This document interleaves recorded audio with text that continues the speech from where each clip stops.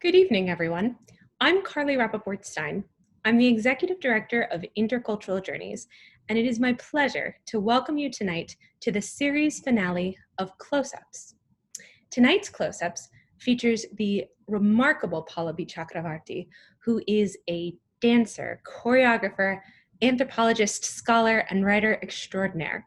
I'm thrilled that you'll get to experience both her artistry and her way of opening the world of Kathak. After tonight's performance, which is on the YouTube link that you are currently viewing, you'll be able to join us for a live conversation with Pallavi, with myself, and with Intercultural Journeys Artistic Director, Marla Burkholder, if you follow us to a second YouTube link. You'll find that second YouTube link for the discussion in the Eventbrite email that sent you the invitation for tonight. You can also find that link to the discussion in the chat section of YouTube. And you can also find that link in the program description under tonight's YouTube link. I hope you'll join us after the performance at that second YouTube link for this live discussion. And finally, if you love what you see tonight, if you love this kind of art, I hope you'll take a moment to say so by making a donation to Intercultural Journeys. We love being able to present work like this free of charge, but the only way we get to keep continuing presenting art like this is through the generosity of people like you who say that this kind of art matters. If you'd like to make a donation, you can visit us at interculturaljourneys.org/donate. Again, that's interculturaljourneys.org/donate. And now I invite you to relax, to pull up a chair, and to enjoy the wonderful work of Pallabi Chakravorty. See you in the discussion. And I think that suggestive part really is coming from the Kathak milieu itself, the ghazals and the tumris, which kind of suggest things. It does not lecture, it does not tell you anything. It gives you multiple interpretations and it kind of opens up a space, a very intimate space, which you can enter and start interpreting things yourself. So 3, 2, 1. Pallavi, could you tell me a little bit about yourself? I am Pallabi Chakravarti, and I wear many hats. Of course, Kathak dancer and choreographer, but also I founded Kotia Dancers, which is an ensemble based on classical Indian dance performances, primarily Kathak. And I also do dance research and I write about dance. I'm an anthropologist, so I write books about dance, do research about dance. I also am a professor of dance studies at Swarthmore College. I'm also a mother and a wife, a sister and a daughter, lots of relatives, some here, mostly back in India. Just to start talking about the Kathak history, I have to talk about the courtly culture of India. It grew in the medieval courts in India, mostly in the Islamic courts, Mughal courts, and also Hindu courts. And it really occupies a very syncretic genre, a milieu where you did not quite distinguish between those communities as Muslims and Hindus. So there's a lot of shared culture over there. And most of this dance was performed by women. They were called tawaif. This is a courtesan kind of milieu that I'm talking about. They were called tawaif or baijis. And with colonialism, lots of things happened. I mean, it's very elaborate and complicated, so I can't really go into all the nitty-gritty details. But the British called all classical dances, I mean, the classical itself is a modern term, I'll kind of explain in a bit. But generally, they called all the dance forms, and as you know, India is very diverse. Every region has its own form. Everything Nach. Nach dance, Nach dancers. The wives were called Nach dancers. And there was a social reform movement which prohibited the dance and the music to happen in India. So it's connected to nationalism and finding a kind of a glorious past. And this is when Kathak history is written as a male dance connecting two male lineages, patriarchal Brahminical lineages, which is like upper caste Brahmin lineages. It makes the dance Hindu, and it completely almost silences, I would say, the Tawaif community and the dance and the music, although nothing can be silenced.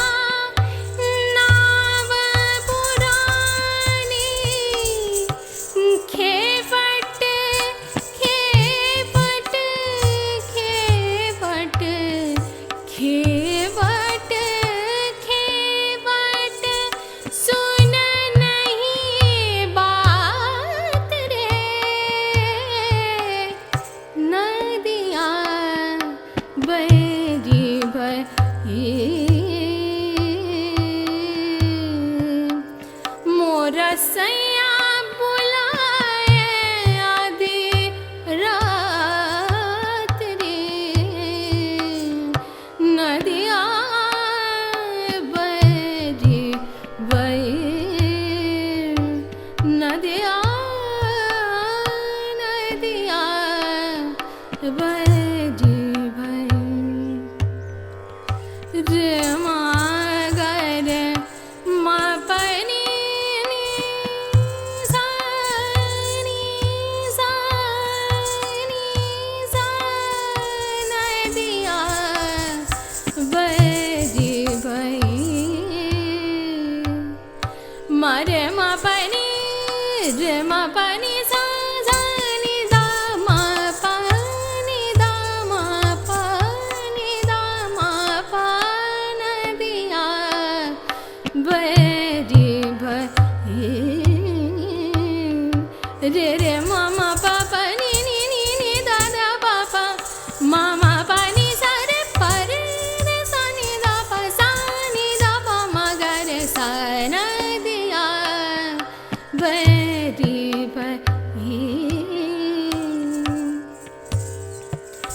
मा पानी सा सा पानी सा रे रे नी सा मा गा रे सा रे नी सा नी दा पा मा गा रे सा नदिया बहरी बहे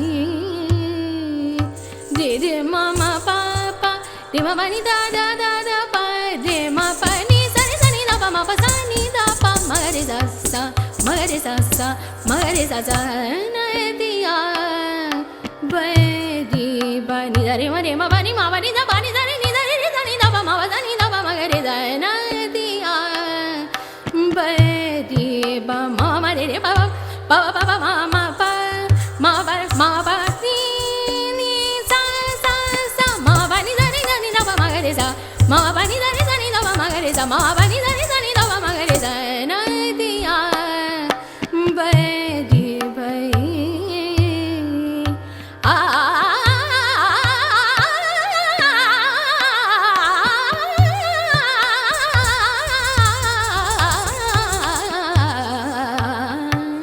नदिया बहरी बहे ओ नदिया नदिया नदिया बहरी बहे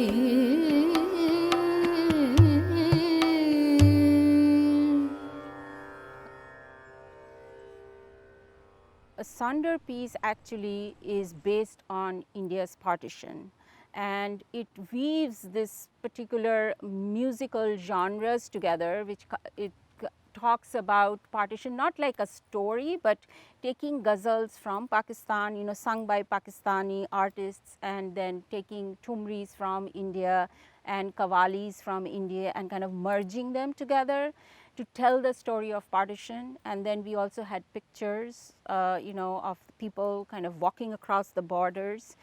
And interestingly enough, we also had fabric which was kind of imported from Pakistan to kind of wear, you know, make costumes with them. And then we also had two Pakistani musicians perform with us, so that we could actually talk about this sharing and the milieu that was there, and which is, you know, of course asunder. And it also, I think, resonated with us because of this idea of dislocation, and that so many people, you know, you hear about the Syrian refugees and all kinds of dislocation that is happening throughout the world, that it just resonated with us to kind of go back to the story of partition, which a lot of people don't know about, you know, in South Asia, this horrendous event, and which happened, you know, just after, at the same time that India was independent and Pakistan also got its independence, and, you know, the severing of that, and also kind of look at that from that perspective. So kind of bringing those both elements together, that was asunder. You know, when I started performing, I started as a solo performer. In this country, as a first generation immigrant, I was also in grad school, so I was just performing and of course learning about Kathak's history and getting very excited about finding out new things, learning new things and unlearning a lot of things that I had learned earlier as a child. So this unlearning is unlearning of the Kathak history, this patriarchal, Brahmanical lineage history, which kind of almost suffocates you sometimes. Because these people that I'm talking about, I don't want to take names, but this is a very powerful system that I'm talking about, and it's supported by the state.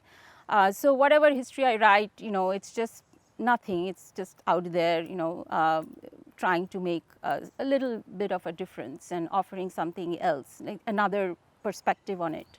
So my pieces also grew like that. So the first piece I did was Silencing the Notch, and there were a couple of people with me who performed with me. It was, I think, two. It was a duet. And then I have performed solo also, because we are trained as solo dancers, as Kathak dancers, we are trained solo. And I just want to go back and say that, when we say classical dance is basically all of these regional dances. I'm specifically talking about North Indian and East Indian kind of, historical kind of aspects of dance in India. But all of these dances have been revived and refashioned in a particular way, in an upper caste Hindu mold, where the women are also represented as goddess figures and so forth. And not the courtesans, or there is this tension in the representation of women in these kinds of narratives that have been created. So I think that I was going through all of this turmoil and coming up with this idea that I could not remain a solo dancer anymore, because I couldn't quite showcase all of this through my dance. I wanted to create choreographies, tell new stories, and create my own versions of these stories. And the most exciting thing that happened to me is that I think the people who came around to cooperate and participate and share this experience with me. And this is how courtyard dances grew. I think that it is really my I call them my students, because I'm teaching them the vocabulary of Kathak, the art of Kathak. At the same time, we are pushing the boundaries.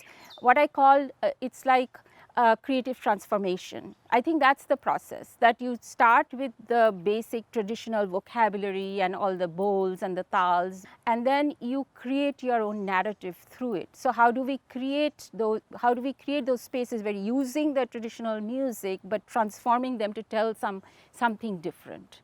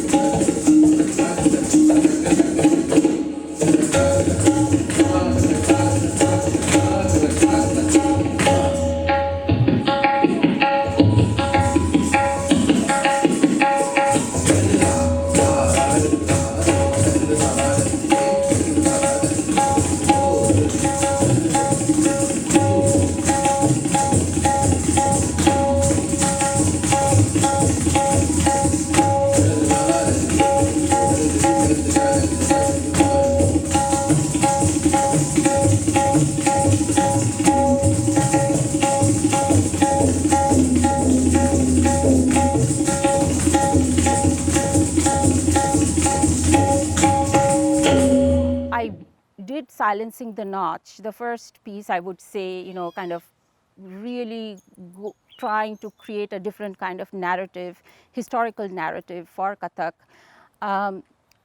through dance. That was more, was quite virulent, like my voice. I think as voice, as an artist, my voice, if I want to call, I also feel very self-conscious calling myself an artist. I think that's such a privilege. But my voice, I think if I want to take that kind of label, that it has grown in a different way and it has changed. So initially it was far more kind of bold and like what we say in Bengali, mota dager, like only pam, that's it. I'm kind of telling you, look at this. And now it's more suggestive. So Kathak dance, there are multiple layers through which you kind of learn the form. The first and foremost thing is that there is a meter. There are several what we call the tals, are the beats, and there are several like 300 structures like this. But the most popular one that we learn is called Tin Tal. Tin Tal has 16 beats, and I am going to demonstrate the tal. So the first thing a student, as they step inside the class, they wear bells or maybe not, but there is a tabla player. And there is also a sarangi player, which I will explain in a little bit, who plays, it's a stringed instrument and he plays the melody.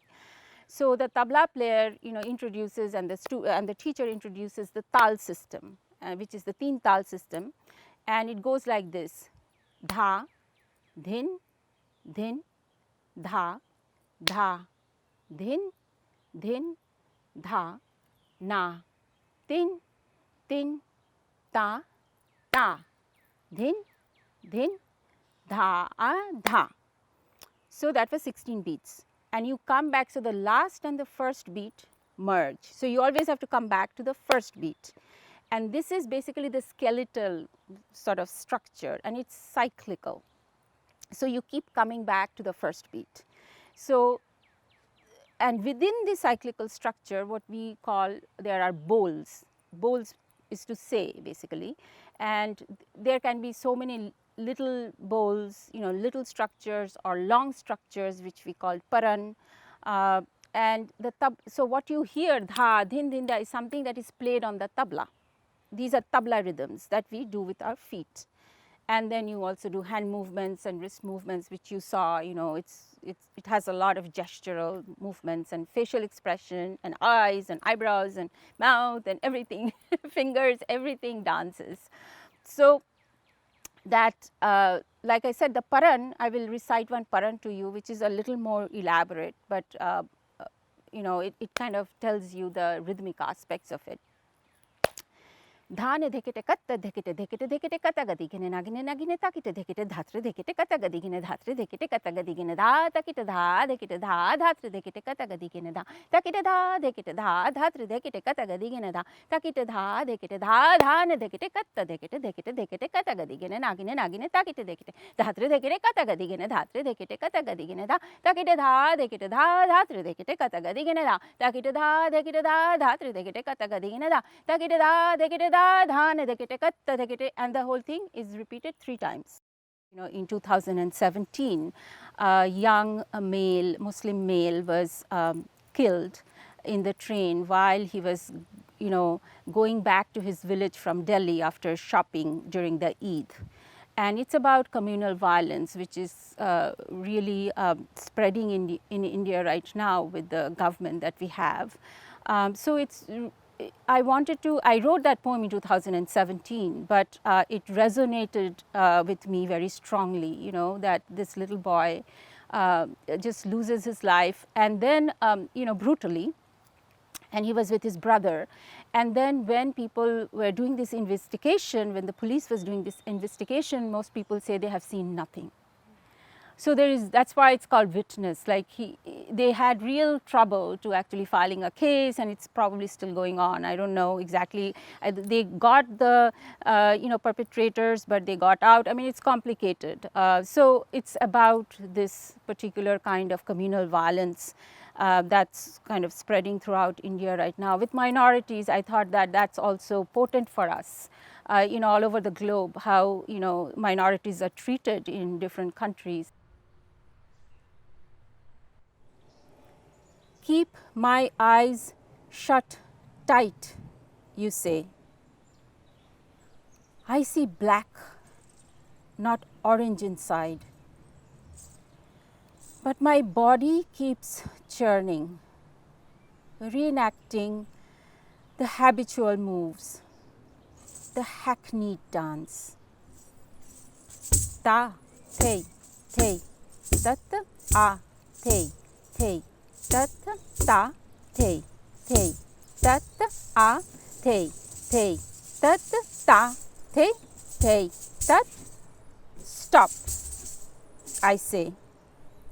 It is old and worn, but the tune inside my skull, it twists and turns. Fold the palms, bend the finger, ripple the muscles like the stormy river, not the murmuring brook. But the wild locks of the Sufi saint, the vagabond, I want to communicate his sensation. Feel the arrhythmic beat. It dances inside the depth of my soul. Chetonar mache.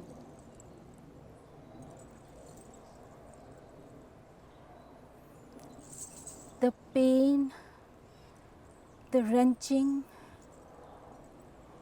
keep my eyes shut tight, you say.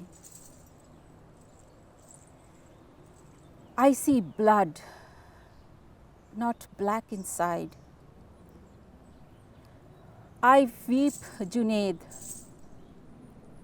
and many more, only 16, 16, 16.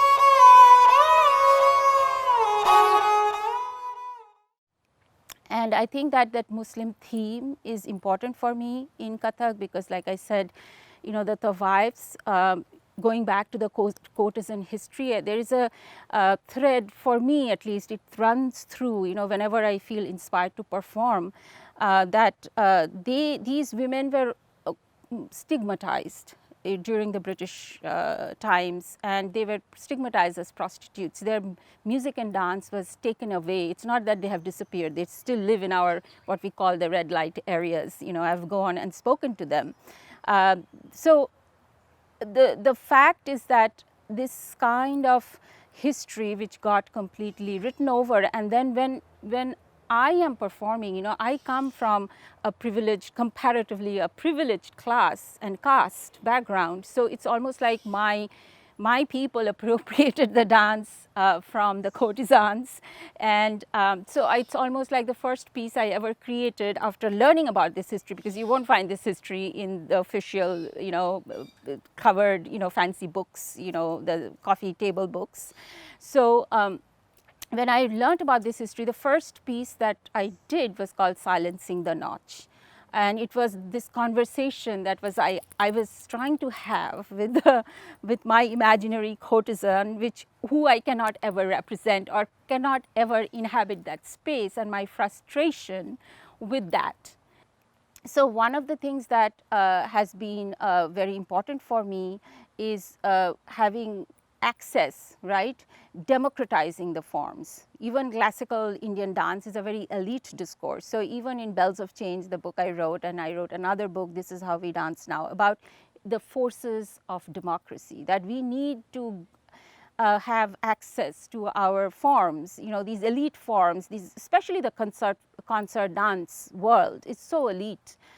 So it's been the driving force, that how to kind of open it up and have more people in the form.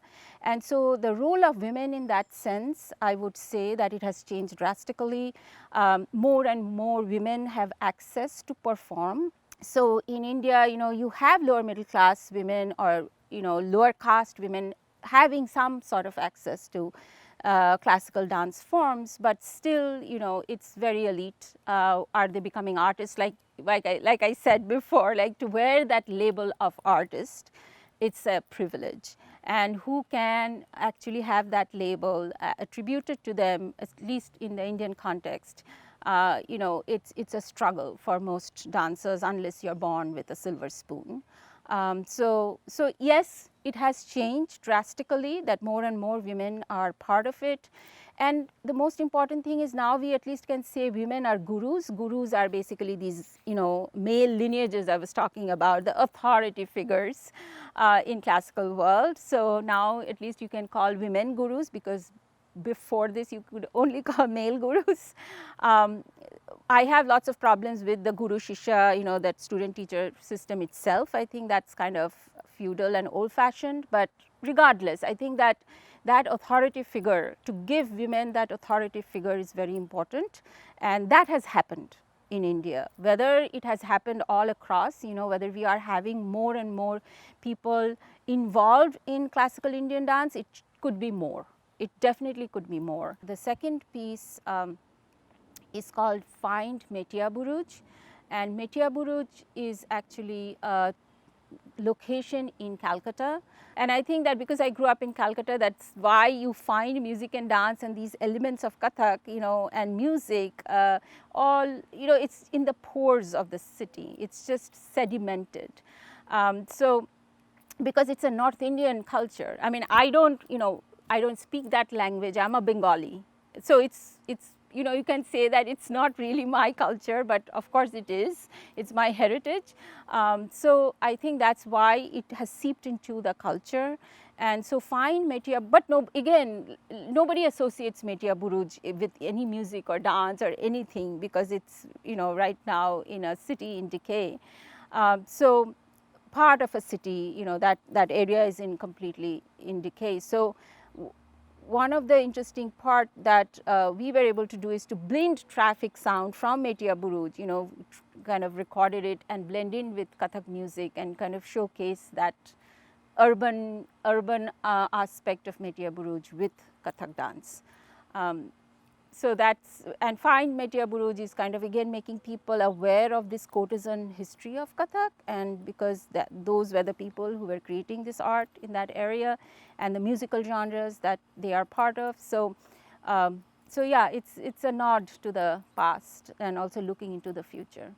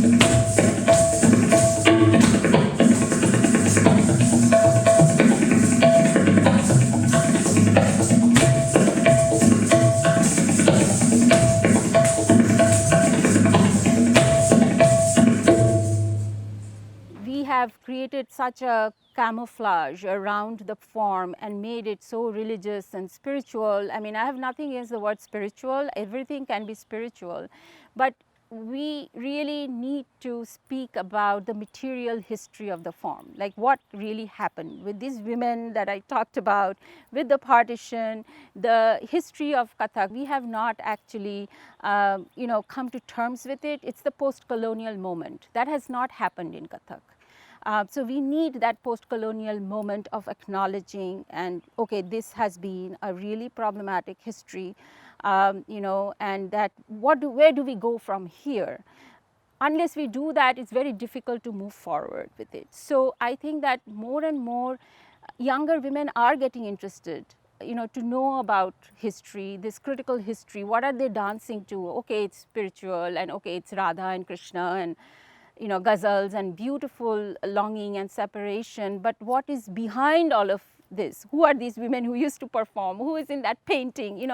So I mean, these questions need to be asked, and I think more and more women are asking that. I think that this whole patriarchal narrative is too rigid and too hegemonic. That needs to absolutely be smashed.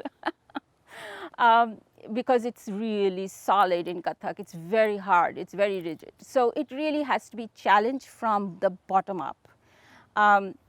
So I think that's my hope, that the young girls, the younger generation will actually question and say that this is a beautiful dance form. It has beautiful aspects to it, but we really need to kind of look beyond the beauty or incorporate the beauty in our questioning. And I think that we need to do this really seriously with everything else, because I don't think aesthetic is separate from whatever is happening around you. Unless we do that, I think that we won't be able to make any change. I mean, ultimately, music, dance, you hope that you're going to make a slight difference. People will look at things slightly differently. I don't think we can go there unless we actually acknowledge the past and what happened, especially in India, where the Muslim minority are are facing a lot of violence, that their contribution to Indian society and to history, to poetry, to music, to dance is fundamental.